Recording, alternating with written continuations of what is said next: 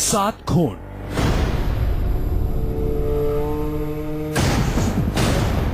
दो कातिल,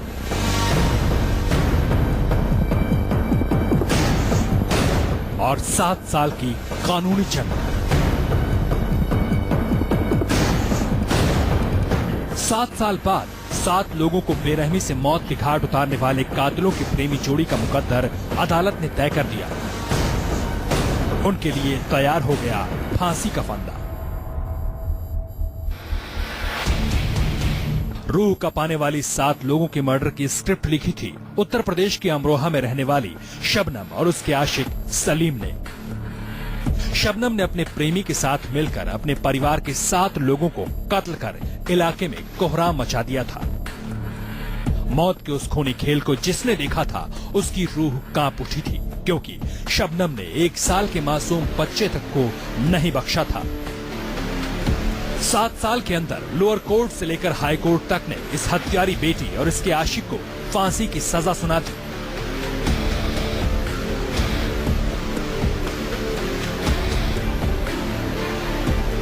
इसी साल अप्रैल में सुप्रीम कोर्ट ने भी दोनों की फांसी पर मुहर लगा दी और इनका डेथ वारंट भी जारी हो गया, लेकिन फिलहाल इनकी सजा टल गई है। आपको आगे बताएंगे क्यों इस कातिल ने 7 खून माफ की गुहार लगाई, लेकिन पहले आपको ले चलते हैं 7 साल पहले, जब वो दिल दहलाने वाली वारदात हुई थी, जब अमरोहा के इस घर में खून की होली खेली गई थी।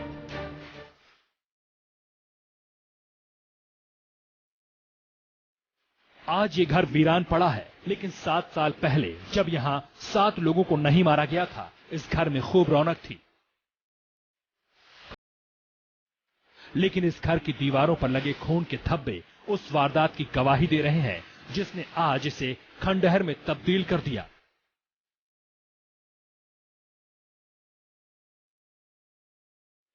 यह घर था अमरोहा में रहने वाले सरकारी मास्टर शौकत का। घर में मास्टर शौकत, उनकी पत्नी हाशमी, बेटा अनीस, बहू अंजुम, छोटा बेटा राशिद, 1 साल का पोता अर्श, भतीजी राबिया और बेटी शबनम रहती थी। 14 अप्रैल 2008 उत्तर प्रदेश के अमरोहा का 52 खेड़ी गांव। यही वो तारीख थी जब इस घर की बेटी शबनम ने 7 लोगों के कत्ल की साजिश को अंजाम देने का फैसला किया। शबनम के उस खौफनाक फैसले में उसका हमराज बना था उसका प्रेमी सलीम, और वजह थी दोनों के बीच मोहब्बत, जिसे शबनम के घर वाले कभी कबूल नहीं करते।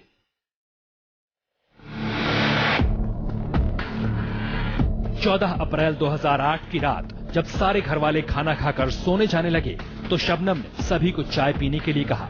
शबनम चाय बनाने के लिए खुद किचन में पहुंची। चाय बनाने के दौरान शबनम ने चाय में कुछ नशीली गोलियां डाल दी। मास्टर शौकत अली और उनका परिवार रात 8:30 बजे के बाद खाना खा के सोने की तैयारी में था, इस बात से बेखबर कि ये रात आज उन सभी की आखिरी रात होगी। मास्टर शौकत अली रोज की तरह बाहर बरामदे में चारपाई पे सोए हुए थे, जबकि उनका बड़ा बेटा अनीस अपनी वाइफ के साथ एक अलग कमरे में, छोटा बेटा दूसरे कमरे में, वहीं मास्टर शौकत अली की वाइफ हाशमी और उनकी छोटी बेटी शबनम अपनी भांजी के साथ इस कमरे में सोए हुए थे। किसी को भी अंदेशा नहीं था कि आज रात उनके साथ क्या होने वाला है।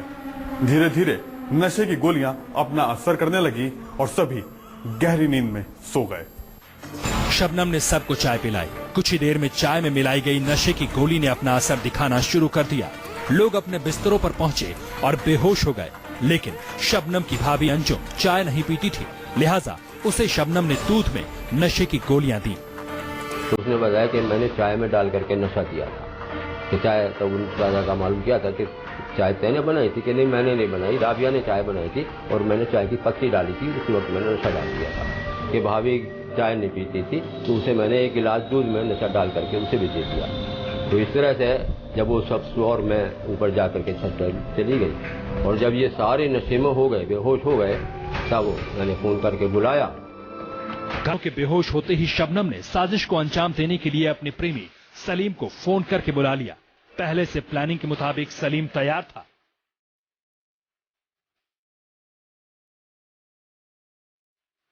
इसी रूम में अपनी मां हाशमी के साथ सो रही शबनम को जब भरोसा हो गया कि सभी नशे की हालत में धुत होकर नींद के आगोश में समा चुके हैं, तब उसने अपने आशिक सलीम को प्लानिंग के तहत घर के भीतर बुलाया। सलीम पहले से तैयार था, हाथ में कुल्हाड़ी लिए, और उसने आते ही सबसे पहले मास्टर शौकत अली को अपना निशाना बनाया और कुल्हाड़ी से पहला वार किया। वार गर्दन पे लगने की बजाय थोड़ी पे लगा और फिर शबनम ने बालों से पकड़कर सिर नीचे किया। शौकत अली को दोबारा सलीम ने कुल्हाड़ी से वार कर मार डाला। जी हां, जिस वक्त सलीम इसके पिता पर वार कर रहा था, इसी बेटी ने अपने पिता के बाल पकड़ रखे थे ताकि वो बचकर भाग न सके। मास्टर शौकत को मारने के बाद सलीम के हाथ कांपने लगे। पुलिस के सामने इकबालिया बयान में सलीम ने कबूल किया था कि मास्टर शौकत को मारने के बाद उसकी हिम्मत जवाब देने लगी थी। वो घर से बाहर की तरफ भागने लगा था, लेकिन उस वक्त बेरहम बेटी ने अपने प्रेमी को खूनी खेल खेलने के लिए ब्लैकमेल किया। जब वो पापा को काट चुके तो उसे जब शबनम ने कहा कि फिर अम्मी को काटा, तो उसने सडन में कहा कि मैंने मना नहीं किया था, कि मैंने बता नहीं है कि हाँ ये उतर के चला गया था, जिन्हें से नीचे उतर गया था। तो मैंने कहा कि नहीं आ जा यहाँ को, या तो इसे काट और नहीं तो अभी शोर मचा के तुझे पकड़वा दूंगी और मैं मिट्टी का तेल चढ़ा के आग लगा। तो ये सलीम फिर आ गया और फिर अम्मी को काटा। जिस शबनम को घर के सब लोग तिलोचान से चाहते थे, वही शबनम उनका गला काटने के लिए अपने प्रेमी सलीम को धमका रही थी। सलीम एक कत्ल करके फंस चुका था, लिहाजा उसने घर में बेहोश पड़े बाकी 6 और लोगों को मारने का प्लान बना लिया। मास्टर शौकत के बाद शबनम ने अपनी मां हाशमी को भी गला काट कर मरवा दिया। दीवारों पर लगे खून के धब्बे बता रहे हैं कितनी बेरहमी से उस रात एक एक कर 7 लोगों को मारा गया था। पूछताछ के दौरान सलीम ने पुलिस को बताया कि इस हत्याकांड की साजिश खुद शबनम ने रची थी। शौकत अली को मौत के घाट उतारने के बाद सलीम घर के बाहर चला गया था, लेकिन शबनम की जिद पर उसे दोबारा आना पड़ा और शबनम के दबाव में ही उसने घर के बाकी सदस्यों को भी मौत की नींद सुला दिया।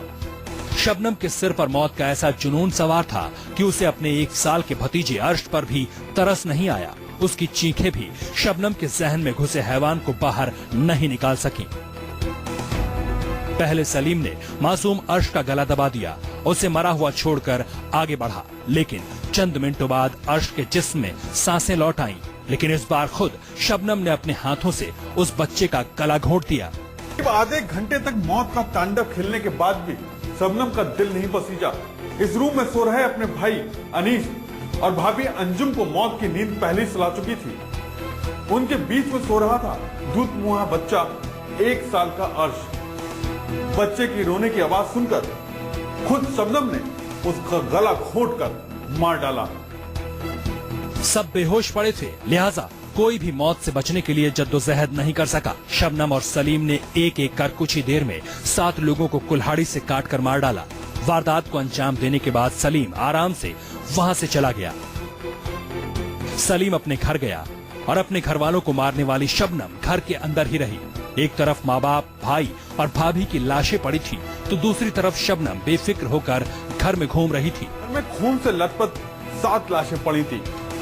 बेरहम और पत्थर दिल शबनम उन्हीं लाशों के बीच में तकरीबन 4 घंटे तक बैठी रही और उसके बाद प्लानिंग के तहत रात के तकरीबन 2 बजे के आसपास उसने शोर मचाना शुरू किया। मोहल्ले वालों को जगाना शुरू किया कि घर में बदमाशों ने, चोरों ने धावा बोल दिया है और जल्द आकर उससे बचा लें। शबनम का शोर सुनकर पूरे इलाके में कोहराम मच गया। चंद मिनट में सैकड़ों लोगों की भीड़ इस घर के बाहर जमा हो गई। शबनम ने बिलखते हुए सबको यही बताया कि वो छत पर सो रही थी। उसे नहीं पता चला कि किसने उसके पूरे परिवार को खत्म कर दिया।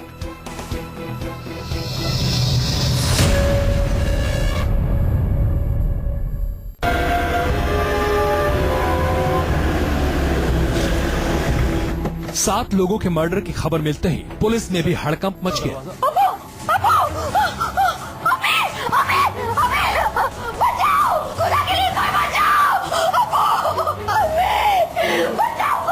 फौरन मौके पर पुलिस के आला अफसर पहुंच गए।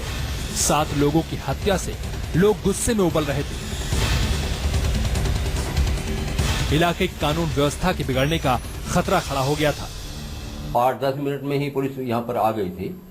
आकर के सारा उन्होंने देखा, बहुत पब्लिक इकट्ठी हो गई थी। सारे सुबह तक तो सारे एरिया के, अरसनपुर के या आसपास के गांवों के सारी बहुत ही ज्यादा भीड़ हो गई थी।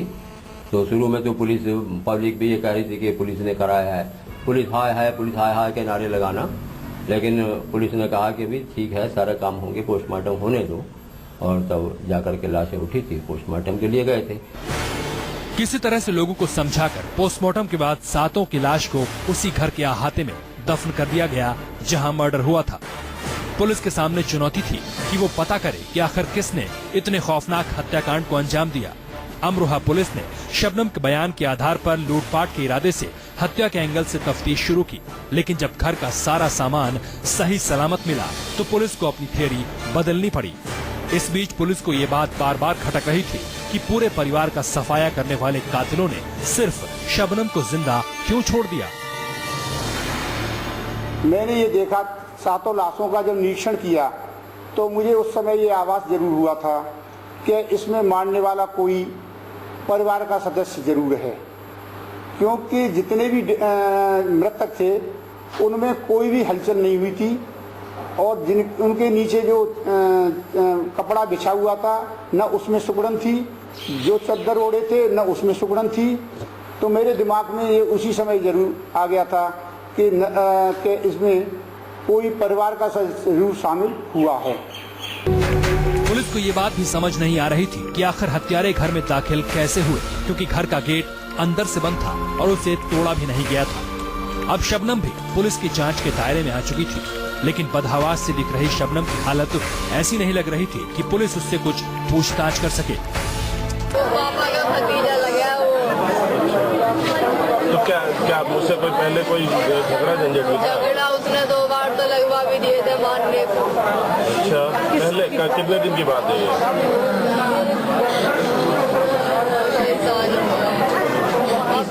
किस बात का उससे झगड़ा, किस बात का? वही जमीन का, वही आजकल तो इतना मालदार की वजह से पट करो इसके परिवार को। 3 दिन बीत गए। जब पुलिस को शबनम की हालत में थोड़ा सुधार लगा तो उससे पूछताछ शुरू की गई। वो बार बार वही कहानी दोहरा रही थी कि कुछ लोग घर में आए, सबको मार डाला। वो इसलिए बच गई क्योंकि वो छत पर सो रही थी। शबनम ने सबसे पहले बयान दिया था, ये डकैती जो है हमारे चचेरे भाइयों ने डाली है और उन्होंने हमारा परिवार का पूरे का खात्मा किया है। शबनम जो है वो इधर उधर को डाइवर्ट करती रही, पुलिस को गुमराह करती रही। पुलिस को शबनम की बातों पर यकीन नहीं हो रहा था, क्योंकि मौका वारदात के हालात शबनम की थ्योरी को खारिज कर रहे थे। आपको आगे बताएंगे कि 7 लोगों की कातिल बेटी कैसे बेनकाब हुई, कैसे उसे फांसी की सजा मिली और कैसे सजा फिलहाल रुक गई है।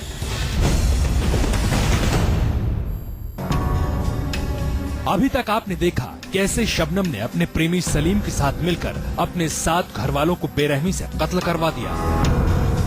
वो पुलिस को कैसे लुटेरों की कहानी सुनाकर गुमराह करती रही और कैसे पुलिस को उस पर शक हुआ। अब आगे शबनम पर 7 लोगों की हत्या का शक उस वक्त और पुख्ता हो गया जब पुलिस ने घटना के बारे में उससे तफसील से पूछताछ की और सभी की पोस्टमार्टम रिपोर्ट पुलिस के हाथ में आई। शबनम ने पुलिस को बताया कि पहली मंजिल पर इसी रास्ते से बदमाशों ने धावा बोला, लेकिन 4 दीवारी पर किसी तरह के निशान न मिलना शबनम के बयान को शक के दायरे में ला रहे थे। शबनम रोने का ढोंग कर रही थी। वो खुद को पीड़ित की तरह पेश कर रही थी और पुलिस के हर आरोप को सिरे से खारिज कर रही थी। अगर शबनम को 7 लोगों के कत्ल की साजिश का मास्टरमाइंड साबित करना था और केस को सुलझाना था तो पुलिस को अभी और सबूत चाहिए थे। पुलिस के आला अफसर तफ्तीश में जुटे हुए थे। इसी दौरान पुलिस को पता चला कि शबनम और उसका भाई राशिद दोनों मोबाइल फोन का इस्तेमाल करते थे, लेकिन पूरे घर की तलाशी लेने के बाद भी फोन कहीं नहीं मिल रहा था। पुलिस को शबनम का फोन तो उसके मामा के पास से बरामद हो गया, लेकिन भाई राशिद का फोन काफी मशक्कत के बाद एक आम के बगीचे से मिला। जब दोनों फोनों की डिटेल्स चेक की गई तो जगह ने हत्याकांड पर चढ़ी पड़ते एक एक करके खुलने लगी। मोबाइल फोन मिलते ही पहली बार 7 लोगों के मर्डर की कहानी में सलीम नाम के किरदार की एंट्री हुई। कॉल डिटेल से पुलिस को पता चला कि दोनों रात भर फोन पर बातें करते थे। इतना ही नहीं, वारदात वाली रात भी शबनम ने सलीम को फोन किया था। पुलिस ने फौरन सलीम को गिरफ्तार कर लिया। सलीम टूट गया, लेकिन शबनम अड़ी रही कि हत्या में उसका कोई हाथ नहीं है। महज 4 दिनों में यानी 19 अप्रैल 2008 को पुलिस ने केस सुलझा लिया। ये पता चलते ही कि शबनम ही अपने माँ बाप, भाई बहन और 1 साल के भतीजे की कातिल है, हर कोई सन्न था। पुलिस का मकसद अब ये पता करना था कि इस हत्याकांड को अंजाम क्यों दिया गया, और जल्द ही वो बात भी सामने आ गई। एक पढ़े लिखे खानदान से ताल्लुक रखने वाली और गांव में शिक्षा मित्र शबनम को गांव में ही आरा मशीन चलाने वाले सलीम से प्यार हो गया था। बावनखेड़ी के इसी प्राइमरी स्कूल में शिक्षा मित्र बनकर शबनम ने अपने करियर की शुरुआत की, लेकिन इसी दौरान उसकी मुलाकात सलीम से हुई और देखते ही देखते दोनों एक दूसरे को अपना दिल दे बैठे। शबनम और सलीम अच्छी तरह जानते थे कि उनका रिश्ता घर वाले कभी कबूल नहीं करेंगे, लिहाजा शबनम ने अपने पिता शौकत को मारने की साजिश रची, लेकिन बाद में सारे घर वालों को मरवा दिया। शबनम और सलीम गिरफ्तार हो चुके थे। दोनों अपने जुर्म का इकबाल भी कर चुके थे। इतना ही नहीं, पुलिस ने दोनों को रिमांड पर लेकर खून से सने कपड़े और कुल्हाड़ी भी गांव के तालाब से बरामद कर ली, जिससे हत्या की गई थी। पुलिस को मेडिकल जांच से यह भी पता चला कि जिस वक्त शबनम ने अपने घरवालों को मौत के घाट उतारा, वो प्रेग्नेंट थी। बाद में जेल में ही शबनम ने एक बेटे को जन्म दिया।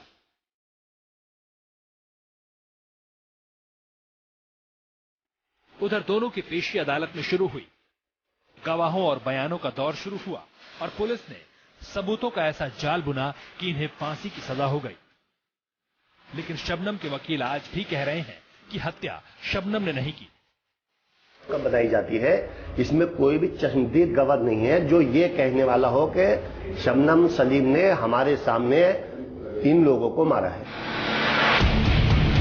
निचली अदालत ने शबनम और सलीम को 7 लोगों की हत्या का दोषी करार दे दिया। कोर्ट ने 15 जुलाई 2010 को शबनम और सलीम को फांसी की सजा सुना दी। इलाहाबाद हाईकोर्ट ने 27 अप्रैल 2013 को दोनों की फांसी की सजा पर मुहर लगा दी। 30 अप्रैल 2015 को सुप्रीम कोर्ट ने भी शबनम और सलीम की फांसी की सजा बरकरार रखी। अमरोहा जिला अदालत ने 21 मई 2015 को शबनम और सलीम का डेथ वारंट जारी कर दिया, लेकिन 27 मई 2015 को सुप्रीम कोर्ट ने तकनीकी खामी बताते हुए डेथ वारंट रद्द कर दिया। इस बीच शबनम ने राष्ट्रपति के सामने अपनी दया याचिका लगा दी, जिसमें उसने अपने बेटे का हवाला देते हुए फांसी से माफी मांगी है। मेरी जान को खतरा था और ये खतरा अभी भी बरकरार है, ताकि मैं मर जाऊं और मेरे पिता की प्रॉपर्टी उनकी हो जाए।